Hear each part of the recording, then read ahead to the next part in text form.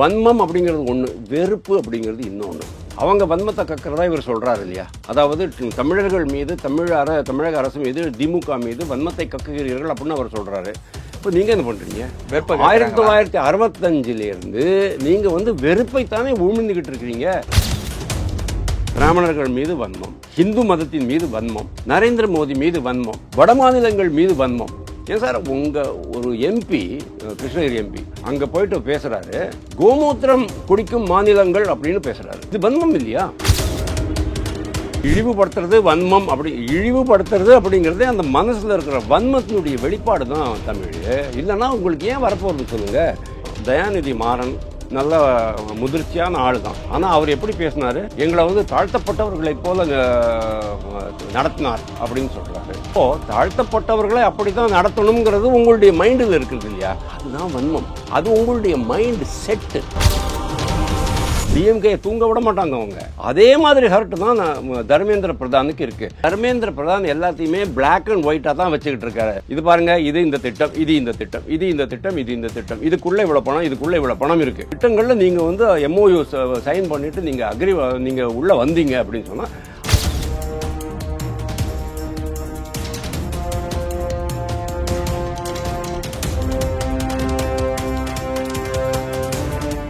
Real one நேயர்களுக்கு வணக்கம். இன்று நம்மளுடைய நேர்காணலுக்கு அரசியல் விமர்சகர் திரு வாசுதேவன் அவர்கள் இணைஞ்சிருக்காங்க. சார் வணக்கம். வணக்கம் தமிழ். எப்படி இருக்கீங்க? ஃபர்ஸ்ட் கிளாஸா இருக்கு. ஓகே. ஸ்டாலின் அவர்கள் சமீபத்தில் ஒரு ட்வீட் போட்டிருக்காங்க. 2024 பாஜக ஒன்றிய அமைச்சர் ஷோபா தமிழர்கள் வெடிகுண்டு வைக்கும் தீவிரவாதிகள் என்று கூறியுள்ளார். 2025 பாஜக ஒன்றிய அமைச்சர் தர்மேந்திர பிரதான் தமிழர்கள் நாகரிகம் இல்லாதவர்கள் என்று கூறியுள்ளார். இப்படியெல்லாம் பேசிவிட்டு பின்பு வருத்தம் தெரிவித்தாலும் பேசிய போது தமிழர்கள் மீது பாஜகவினருக்கு இருக்கும் வன்மம் வெளிப்பட்டு விட்டது அப்படின்ட்டு சொல்லியிருக்காங்க.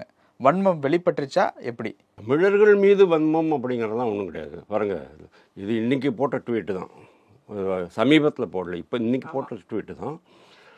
ஷோபா கரன்லாஜே சென்ட்ரல் கவர்மெண்ட்டில் மினிஸ்டரு. இதில் எடியூரப்பா இருக்கும்போது, சீஃப் மினிஸ்டராக இருக்கும்போது அவங்க அங்கே கர்நாடகாவில் அமைச்சரவையில் மந்திரியாக இருந்தார். இப்போ சமீபத்தில் இந்த ராமேஸ்வரம் அப்படிங்கிற ஒரு கஃபேல பிளாஸ்ட் நடந்த போது அதை இன்வெஸ்டிகேட் பண்ணிக்கிட்டு இருக்கும்போது அவங்க தமிழ்நாட்டிலேருந்து தான் இதை கற்றுக்கிட்டு வந்தாங்க. அதாவது இந்த மெட்டீரியல்லாம் சப்ளை பண்ணாங்க. இந்த பிளாஸ்ட் எப்படி பண்ணுறது, அதாவது லோ இடி, அதாவது லோ எக்ஸ்ப்ளோசிவ் எல்இடி பிளாஸ்ட்லாம் எப்படி பண்ணுங்கிறதெல்லாம் கற்றுக்கிட்டு வந்தாங்க. அப்படிங்கிற அந்த ஒரு விஷயம் வந்தபோது தமிழ்நாட்டில் தான் போய் கற்றுக்கிட்டு வந்தாங்க அப்படிங்கிற வார்த்தையை சொல்கிறதுக்காக அந்த மாதிரி சொல்லியிருக்காங்க. அவ்வளோதான்.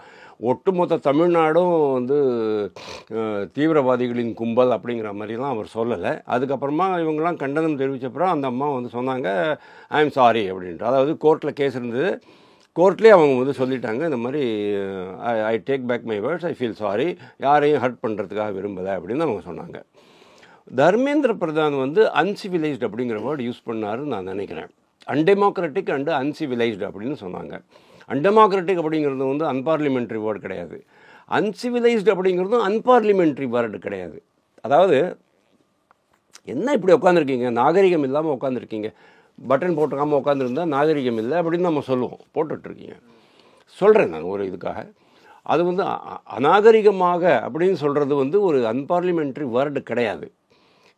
காரணம் என்ன, அவர் எந்த கான்டெக்ஸ்டில் அவர் அதை சொல்லிருக்கார் அப்படிங்கிறத பாருங்கள். இவர் தர்மேந்திர பிரதான் ஒரு அங்கே அமைச்சர், இந்த கல்வித்துறையை நிர்வகிக்கிறவர். இங்கே இருக்கிறவங்க என்ன சொல்கிறாங்க, மும்மொழி கொள்கையை திணிக்கிறாங்க, ஹிந்தியை திணிக்கிறாங்க, சமஸ்கிருதத்தை திணிக்கிறாங்க. ஹிந்திக்கு பின்னால் சமஸ்கிருதம் மறைஞ்சிருக்கு. அவங்களுக்கு ஹிந்தி திணிப்பதன் மூலம் சமஸ்கிருதத்தை திணிக்க பார்க்கிறார்கள். இப்படியெல்லாம் போராட்ட ஆரம்பித்தாங்க இல்லையா? இதெல்லாம் நாகரிகமாக இருக்கா? அதே மாதிரி மூன்றாவது மொழி எடுத்தால் தான் நீங்கள் உங்களுக்கு பிஎம் ஸ்ரீ பள்ளிகள் திட்டத்தில் உங்களுக்கு இது கிடைக்கும், பணம் கிடைக்கும். எங்ககிட்ட வசூல் பண்ணியிருக்கிறீங்க, அந்த எங்ககிட்ட இந்த பண்ணின வரி வசூலை நீங்கள் எங்களுக்கு திருப்பி கொடுங்க அப்படின்லாம் முதலமைச்சரே சொல்ல ஆரம்பிச்சு. இவர் இப்படி சொல்கிறாருல்ல, வன்மத்தை கக்குறோம் அப்படின்ட்டு சொல்கிறாங்கல்ல, நீங்கள் இதுக்கெல்லாம் கிளியரன்ஸ் கொடுக்குறீங்க, அவங்க இந்த முறையில் தான் சொல்லியிருக்காங்கன்னு. ஆனால் முதல்வர் அவர்கள் சொல்லும்போது வன்மத்தை தான் கக்குறாங்க அப்படின்னு சொல்கிறத எப்படி பார்க்குறது? வன்மத்தை கக்கவே இல்லை. அதாவது பாருங்கள், வன்மம் அப்படிங்கிறது ஒன்று, வெறுப்பு அப்படிங்கிறது இன்னொன்று. அவங்க வன்மத்தை கக்கிறதா இவர் சொல்கிறார் இல்லையா? அதாவது தமிழர்கள் மீது தமிழக அரசு மீது திமுக மீது வன்மத்தை கக்குகிறீர்கள் அப்படின்னு அவர் சொல்கிறாரு. இப்போ நீங்கள் என்ன பண்ணுறீங்க? 1965 நீங்கள் வந்து வெறுப்பைத்தானே உமிழ்ந்துக்கிட்டு இருக்கிறீங்க. எவ்வளவு வெறுப்பு! டிஎம்கே காரங்க காமிக்காத அந்த வெறுப்பா, வன்மமா? பிராமணர்கள் மீது வன்மம், ஹிந்து மதத்தின் மீது வன்மம், நரேந்திர மோடி மீது வன்மம், வட மாநிலங்கள் மீது வன்மம். ஏன் சார் உங்கள் ஒரு எம்பி செந்தில்குமாருங்கிறவர் அங்கே போயிட்டு பேசுகிறாரு. செந்தில்குமார் அவர் பேரே மறந்துட்டேன் நான், கிருஷ்ணகிரி எம்பி. அங்கே போயிட்டு பேசுகிறாரு, கோமூத்திரம் குடிக்கும் மாநிலங்கள் அப்படின்னு பேசுகிறாரு. இது வன்மம் இல்லையா? கோமூத்திரம் அப்படிங்கிறது அந்த பஞ்சகவ்யத்தில் கோமூத்திரம் ஒரு ஒரு ஒரு ட்ராப்பு தான் இருக்க போகிறது. அந்த ஒரு ட்ராப்பை வச்சுக்கிட்டு அந்த பஞ்சகவ்யம் பண்ணுறாங்க. அவங்க வந்து கோமாதாவை மாதாவாக கடவுளாக வழிபடுபவர்கள். நாங்களும் அப்படி தான் வழிபடுறோம். தமிழ்நாட்டிலையும் எவ்வளோ பேர் கோமாதா வழிபடுறாங்க. ஏன் இவருடைய கட்சி தலைவர் மு.க. ஸ்டாலின் அவர்கள் அவருடைய மனைவி அவங்க கூட போய்ட்டு கோமாதாக்கெல்லாம் பூஜை பண்ணி நம்ம வீடியோ பார்க்கலையா? அப்போது அங்கே இருக்கிறவங்க மட்டும் கோமூத்திரம் குடிக்கிற மாநிலங்கள் அப்படின்னு சொன்னோன்னா அவ்வளவு மக்களையும் நீங்கள் இழிவுபடுத்துறது ஆகாதா? இழிவுபடுத்துகிறாங்கங்கிறது ஓகே. ஸ்டாலின் அவர்கள் கிளியர் கட்டாக ஒரு வார்த்தையை ஒன்று மென்ஷன், அது வன்மம் தானே? அது வன்மம் இல்லாமல் பாருங்க, வந்து இழிவுபடுத்துறது வன்மம். அப்படி இழிவுபடுத்துறது அப்படிங்கிறதே அந்த மனசில் இருக்கிற வன்மத்தினுடைய வெளிப்பாடு தான் தமிழ். இல்லைன்னா உங்களுக்கு ஏன் வரப்போகிறது சொல்லுங்கள். இப்போது தயாநிதி மாறன் எம்பி நல்ல முதிர்ச்சியான ஆள் தான். ஆனால் அவர் எப்படி பேசினார்? இவர் வரத்துக்கு முன்னால் பன்வாரிலால் அதாவது எதிர்க்கட்சி தலைவராக இருக்கும்போது இதில் ஒரு சீஃப் செக்ரட்டரிகிட்ட போயிட்டு ஏதோ ஒரு மேஜர் கொடுக்குறாரு, ஒரு புகார் கொடுக்குறாரு. அவங்க வாங்க கூட இல்லை, எங்களை வந்து தாழ்த்தப்பட்டவர்களைப் போல நடத்தினார் அப்படின்னு சொல்கிறாரு. அப்போது தாழ்த்தப்பட்டவர்களை அப்படி தான் நடத்தணுங்கிறது உங்களுடைய மைண்டில் இருக்கிறது இல்லையா? அதுதான் வன்மம். அது உங்களுடைய மைண்ட் செட்டு. அதே மாதிரி நரேந்திர மோடி 2019 சௌக்கிதார் அப்படின்னு அவர் சொன்னார். அதாவது சௌக்கிதார்னு சொன்னால் காவலன். இந்த நாட்டினுடைய உரிமைகளுக்கும் நாட்டினுடைய பொருள்களுக்கும் வளங்களுக்கும் நான் காவலனாக இருப்பேன் அப்படின்னு சொன்னார். உடனே வந்து காங்கிரஸ் கட்சி என்ன பண்ணிடுச்சு, சௌக்கிதார் சோர் ஹே அப்படின்ட்டு ஒரு ஸ்லோகன் போட்டாங்க. அதாவது காவலன் களவாணி அப்படிங்கிற மாதிரி ஒரு ஸ்லோகன் போட்டாங்க. உடனே நம்ம முதல்வர் என்ன பண்ணார், அவர் பாதுகாவலன் என்று சொல்லிக் கொள்கிறார், அவர் பாதுகாவலன் அல்ல களவாணி அப்படின்னாரு. ஒரு பிரைம் மினிஸ்டரையே நீங்கள் களவாணின்னு சொல்கிற அளவுக்கு உங்களுக்கு தகுதி இருக்குதா, அருகதை இருக்கா அப்படிங்கிற கேள்வி எழாதா? 2022 பிளாஸ்ட்டு, அதாவது கோயம்புத்தூர் 2022 அக்டோபர் பிளாஸ்ட்டு. அதாவது அந்த முபின் அப்படிங்கிறவர் இறந்தார் இல்லையா? காருக்குள்ளேயே சிலிண்டர் வெடிச்சு தான் இறந்ததா நம்ம முதல்ல ஒரு ரிப்போர்ட் கொடுத்தாரு நம்ம சைலேந்திர பாபு, இவர் டிஜிபி. அதுவே தப்பு. அந்த சமயத்தில் மாரிதாஸ் அப்படிங்கிற ஊடகவியலாளர் என்ன சொன்னார், தமிழ்நாடு காஷ்மீர் போல் ஆகிறது அப்படின்னு சொன்னார். உடனே இவங்க என்ன பண்ணாங்க, பிடிச்சி உள்ளே போட்டாங்க. அதே மாதிரி ஏகப்பட்ட பாரதிய ஜனதா கட்சிக்காரர்கள் எதோ பேசியிருப்பாங்க, அது எல்லாருக்கும் பிடிச்சி உள்ளே போட்டுட்டாங்க. மகாவிஷ்ணு அப்படிங்கிறவர் ரொம்ப சாதாரணமாக ஒரு எளிமையான ஒரு அறநெறி கற்றுக் கொடுக்க, ஒழுக்க நெறி கற்றுக்கக்கூடிய ஒரு ஆசிரியர்னு வச்சுக்கோங்க. அவர் ஏதோ ஒரு ஸ்கூலில் போயிட்டு ஏதோ பேசினார் அப்படின்ட்டு அவரை கொண்டு போயிட்டு உள்ளே போட்டுட்டீங்க. ஆனால் ஸ்டாலின் அவர்கள் என்ன சொல்கிறாரு அப்படின்னா, பிளாக்மெயில் பண்ணுறீங்களா அப்படிங்கிற ஒரு வார்த்தை. பிளாக்மெயில், இது இன்னொரு தப்பு. இதைத்தான் அவர் சொல்கிறாரு அநாகரிகம் அப்படின்ட்டு. அதாவது சார், பிளாக்மெயில் எப்போ வரும் அப்படின்னு சொன்னால், உங்ககிட்டேருந்து ஏதோ ஒன்று பறிச்சுக்கிட்டு நீங்கள் இதை பண்ணினா இதை கொடுப்பேன் அப்படிங்கிறது தான் பிளாக்மெயில்.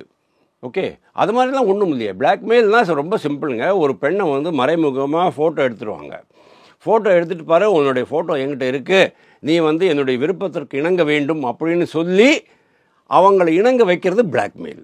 ஓகே, அதே மாதிரி பையனை கடத்திட்டு போயிடுவானுங்க. பையனை கடத்திட்டு போயிட்டு அப்பங்கிட்ட ஃபோன் பண்ணி சொல்லுவாங்க, அவங்க பையன் என்னுடைய கஸ்டடியில் தான் இருக்கான்.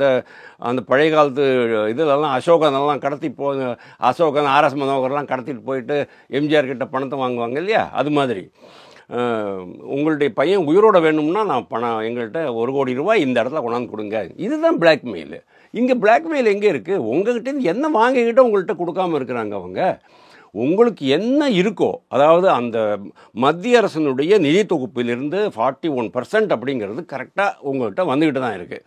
அதை தவிரவும் உங்களுக்கு கிராண்ட்ஸ் இன் எய்டு மூலமாகவோ அல்லது வேறு மூலமாகவோ விசேஷ நிதி ஒதுக்கீடு மூலமாகவும் உங்களுக்கு வந்து பணம் வந்துக்கிட்டு தான் இருக்குது.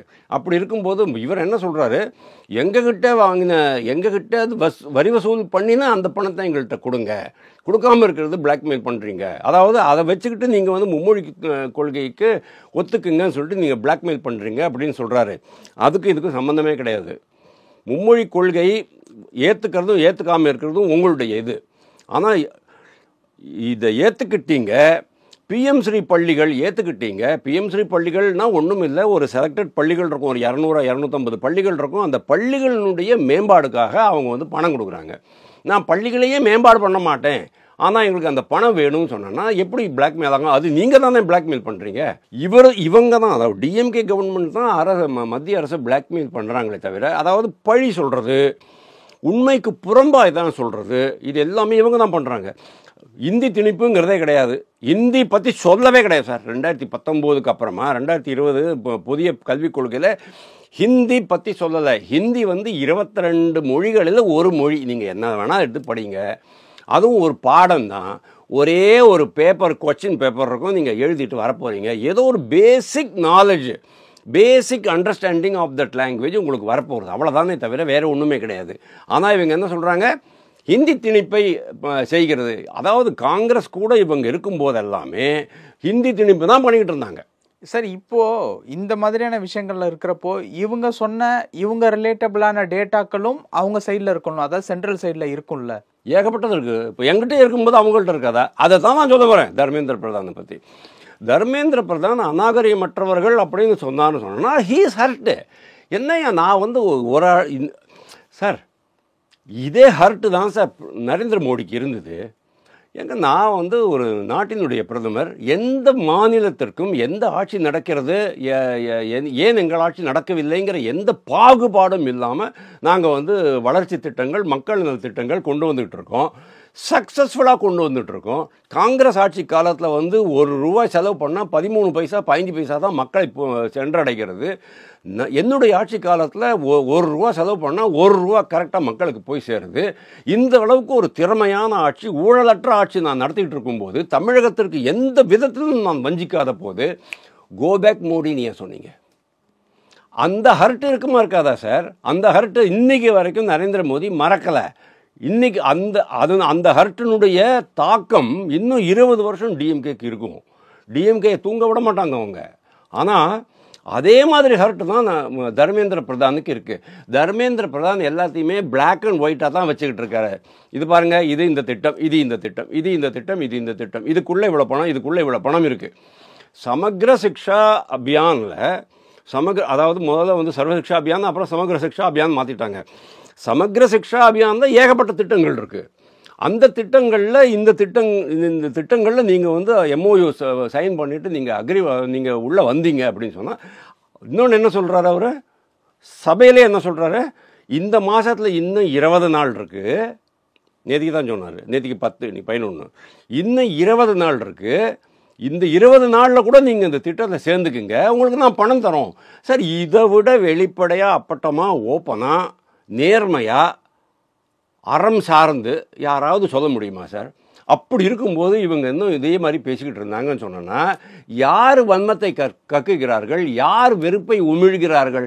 வடநாட்டிலேருந்து வந்தவங்களெல்லாம் பானிபூரி வாயன் அப்படின்னு நீங்கள் சொன்னீங்க. வடநாட்டிலேருந்து வந்தவங்கலாம் கக்கூஸ் கழுவுறவங்க அப்படின்னு நீங்கள் சொன்னீங்க. வடநாட்டில் இருக்கிறவங்கெல்லாம் வந்து இதுதான் என்னது, ஹிந்தி மாநிலத்தில் இருக்கிறவங்கெல்லாம் வந்து ஒன்றுமே பண்ண முடியல, ஹிந்தி படிச்சுட்டு அவங்களால வந்து பெரிய அளவில் ஒன்றும் வாழ்க்கை தரம் உயர்த்தி கொள்ள முடியல, அவங்கெல்லாம் இன்றைக்கும் பானிபூரி போண்டா கடை தான் வச்சுக்கிட்டு வாழறாங்க அப்படின்னு அதாவது எப்போ அவங்களுக்கு ஆப்பர்ச்சுனிட்டி, ஒரு வாய்ப்பு கிடைக்கிறதோ அப்போது எல்லாமே ஹிந்தியையும் வடநாட்டு மக்களையும் கேவலப்படுத்தி பேசுவது தான் நம்ம டிஎம்கேனுடைய கல்ச்சர். அப்படி இருக்கிறச்ச நீங்கள் வந்து எப்படி இங்கே பிளேட்டை திருப்புறீங்கிறது எனக்கு தெரியல. பல விஷயங்கள் பகிர்ந்துக்கிட்டீங்க. உங்கள் நேரத்துக்கு ரொம்ப நன்றி.